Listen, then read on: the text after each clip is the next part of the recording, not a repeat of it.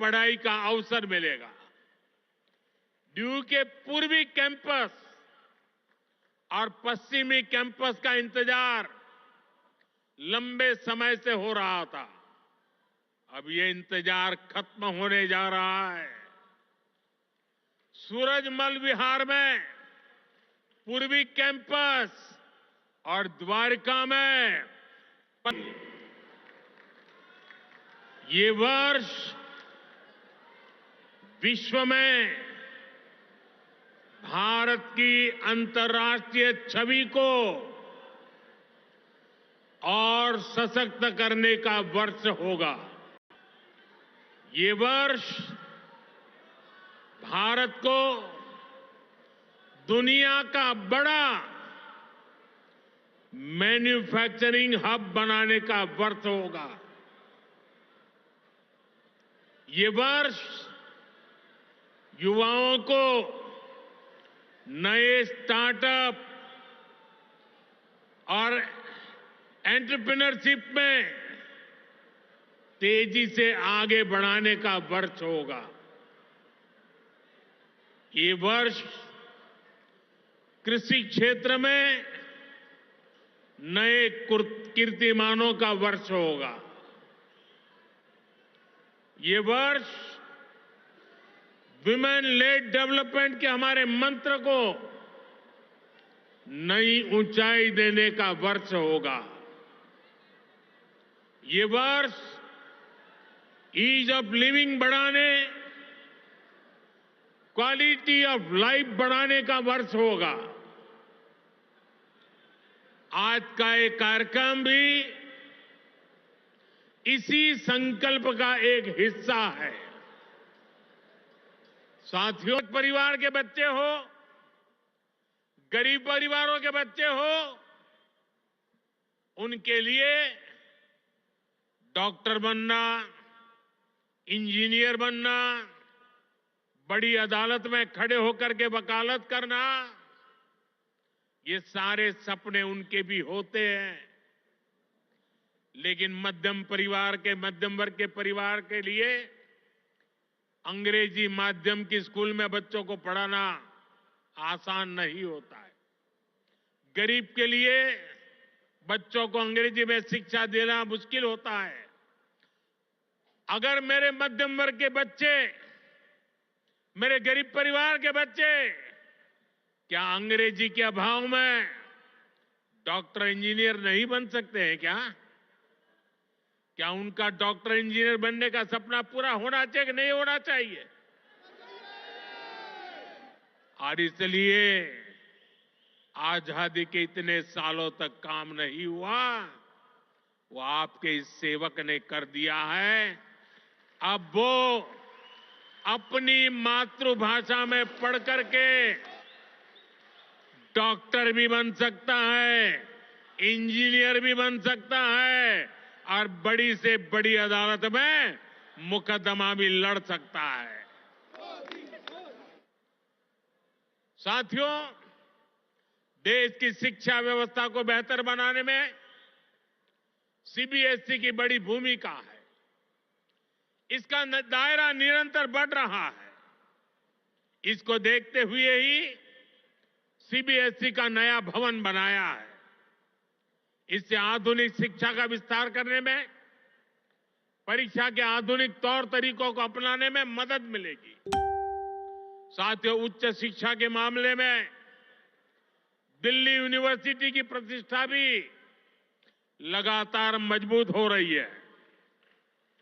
और ये मेरा सौभाग्य है, मुझे भी दिल्ली यूनिवर्सिटी का विद्यार्थी रहने का सौभाग्य मिला। हमारा प्रयास है कि दिल्ली के युवाओं को यहीं पर उच्च शिक्षा के ज्यादा से ज्यादा अवसर मिले।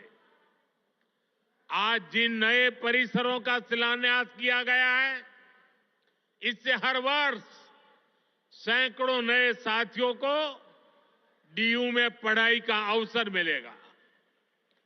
डीयू के पूर्वी कैंपस और पश्चिमी कैंपस का इंतजार लंबे समय से हो रहा था। अब ये इंतजार खत्म होने जा रहा है। सूरजमल विहार में पूर्वी कैंपस और द्वारका में पश्चिमी कैंपस पर अब तेजी से काम होगा। वहीं नजफगढ़ में वीर सावरकर जी के नाम पर नया कॉलेज भी बनने जा रहा है। साथियों, एक तरफ दिल्ली में शिक्षा व्यवस्था के लिए केंद्र सरकार के प्रयास है, वहीं दूसरी तरफ यहां की राज्य सरकार का कोरा झूठ भी है। दिल्ली में जो लोग राज्य सरकार में पिछले 10 साल से उन्होंने यहां की स्कूली शिक्षा व्यवस्था को बहुत नुकसान पहुंचाया है। हालात ये हैं कि समग्र शिक्षा अभियान के तहत जो पैसे भारत सरकार ने दिए,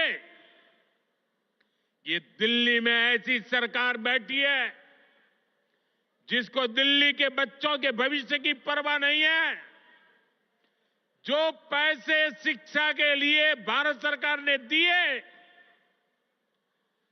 आधे पैसे भी पढ़ाई के लिए खर्च नहीं कर पाए लोग।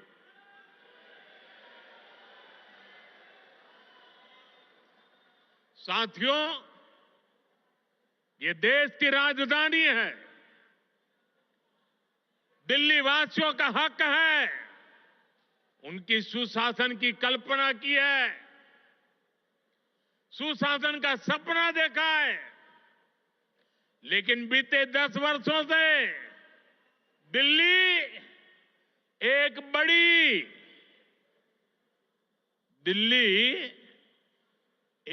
बड़ी आपदा से घिरी है।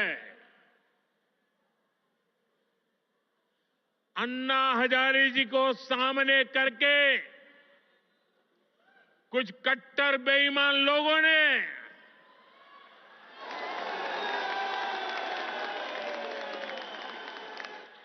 दिल्ली को आपदा में धकेल दिया। शराब के ठेकों में घोटाला, बच्चों के स्कूल में घोटाला, गरीबों के इलाज में घोटाला, प्रदूषण से लड़ने के नाम पर घोटाला, भर्तियों में घोटाला। ये लोग दिल्ली के विकास की बात करते थे, लेकिन ये लोग आपदा बनकर दिल्ली पर टूट पड़ी है। ये लोग खुलेआम भ्रष्टाचार करते हैं और उसका महिमा मंडन भी करते हैं। एक तो चोरी, ऊपर से सीना चोरी।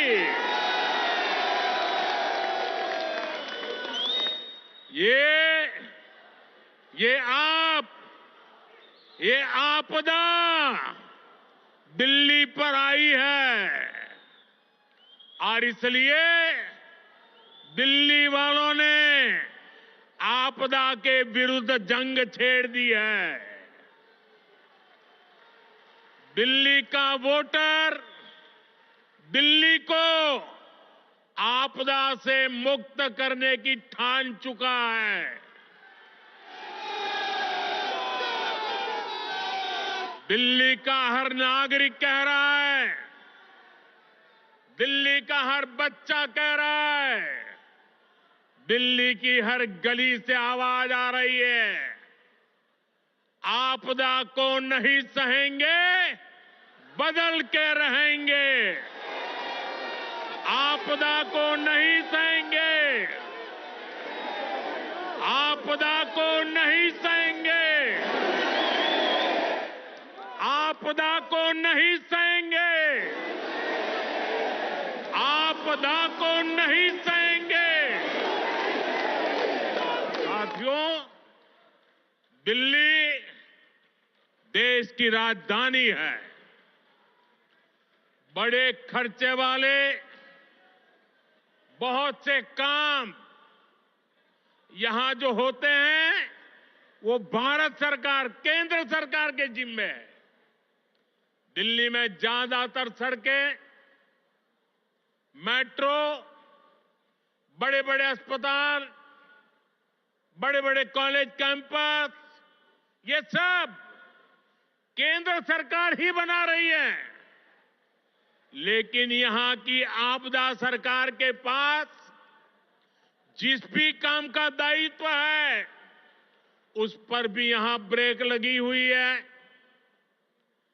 दिल्ली को जिस आपदा ने घेर रखा है उसके पास कोई विजन नहीं है। ये कैसी आपदा है, इसका एक और उदाहरण हमारी यमुना जी है। यमुना नदी, अभी मैं ये स्वाभिमान फ्लैट के लाभार्थियों से बात कर रहा था यहां आने से पहले, तो ज्यादातर वो इस उत्तरी क्षेत्र के रहने वाले थे। तो मैंने उनको पूछा छठ पूजा कैसी रही। उन्होंने कहा साहब, सर पे हाथ फोड़ के कह रहे थे, साहब यमुना जी का हाल इतना खराब हुआ, अब हम तो छठ पूजा क्या करें, इलाके में ऐसा छोटा मोटा करके हम मां की क्षमा मांग लेते हैं। हर दिल्ली वासी को यमुना जी का स्थिति, साथियों आज 10 साल बाद ये कह रहे हैं, और बेशर्मी देखो, लाज शर्म का नामो निशान नहीं। ये कैसी आपदा, ये कह रहे हैं यमुना की सफाई से वोट नहीं मिलते। अरे वोट नहीं मिलेंगे तो क्या यमुना को बेहाल छोड़ देंगे? यमुना जी की सफाई नहीं होगी तो दिल्ली को पीने का पानी कैसे मिलेगा? इन लोगों की करतूतों की वजह से ही आज दिल्ली वालों को गंदा पानी मिलता है। इस आपदा ने दिल्ली वालों के जीवन को टैंकर माफिया के हवाले कर दिया है। ये आपदा वाले रहेंगे तो भविष्य में दिल्ली को और भी विकराल स्थिति की तरफ ले जाएंगे।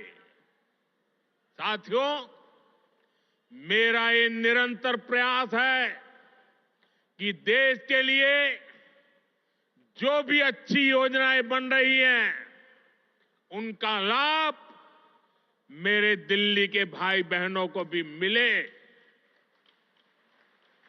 केंद्र की भाजपा सरकार की योजनाओं से गरीब और मध्यम वर्ग को सुविधाएं भी मिल रही हैं और पैसे भी बच रहे हैं। साथियों, केंद्र की भाजपा सरकार बिजली का बिल 0 कर रही है और इतना ही नहीं, बिजली से कमाई के अवसर भी दे रही है। पीएम सूर्य घर मुफ्त बिजली योजना से हर परिवार आज बिजली उत्पादक बन रहा है। भाजपा सरकार हर इच्छुक परिवार को 78,000 रुपीज, करीब 75-80 हजार रुपये एक परिवार को सोलर पैनल लगाने के लिए 75-80 हजार रुपये दे रही है।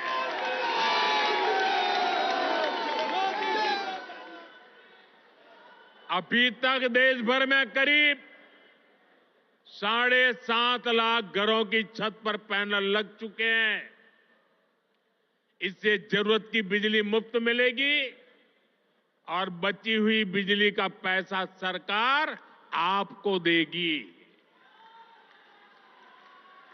मैं दिल्ली के लोगों को विश्वास दिलाता हूं, दिल्ली में भाजपा का मुख्यमंत्री बनते ही प्रधानमंत्री सूर्यघर मुफ्त बिजली योजना और तेजी से लागू की जाएगी।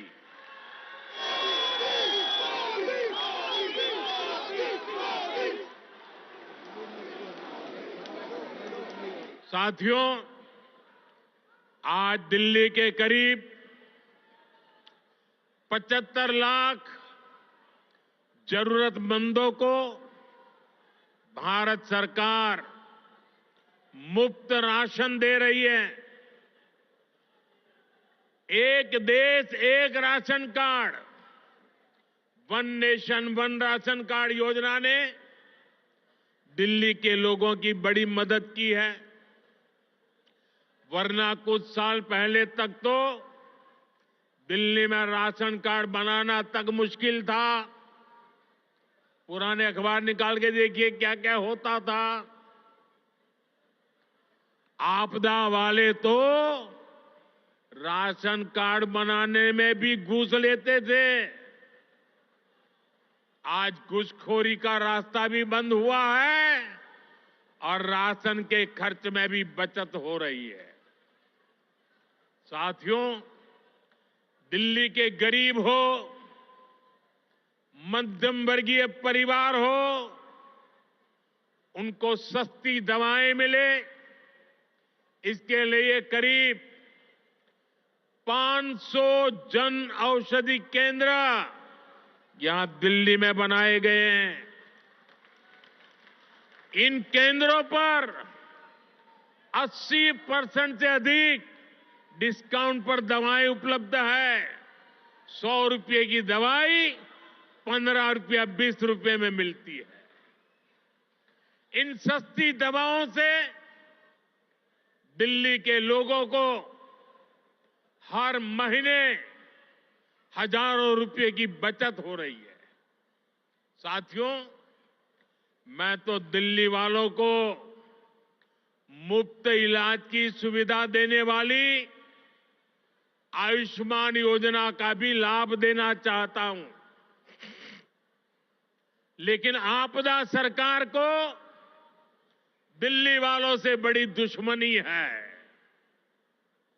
वे पूरे देश में आयुष्मान योजना लागू है, लेकिन इस योजना को आपदा वाले यहां लागू नहीं होने दे रहे। इसका नुकसान दिल्ली वालों को उठाना पड़ रहा है। और सबसे बड़ी बात, हमारे दिल्ली के व्यापारी देश भर में जाते आते रहते हैं। दिल्ली के प्रोफेशनल देश भर में जाते आते रहते हैं। दिल्ली के नौजवान देश भर में जाते आते रहते हैं। घूमने फिरने जाते हैं। हिंदुस्तान के किसी कोने में गए और कुछ हो गया, अगर आयुष्मान कार्ड होगा तो कार्ड वहां पर भी आपकी ट्रीटमेंट की गारंटी बन जाएगा। लेकिन ये लाभ दिल्ली को नहीं मिल रहा है, क्योंकि दिल्ली की आपदा सरकार आपको आयुष्मान से जोड़ नहीं रही है। और इसलिए हिंदुस्तान में कहीं गए, कुछ हो गया, ये मोदी चाहते हुए भी आपकी सेवा नहीं कर पाता है, ये आपदा के पाप के कारण। साथियों, भाजपा सरकार 70 साल की आयु के ऊपर के बुजुर्गों को भी आयुष्मान योजना के दायरे में ले आई है।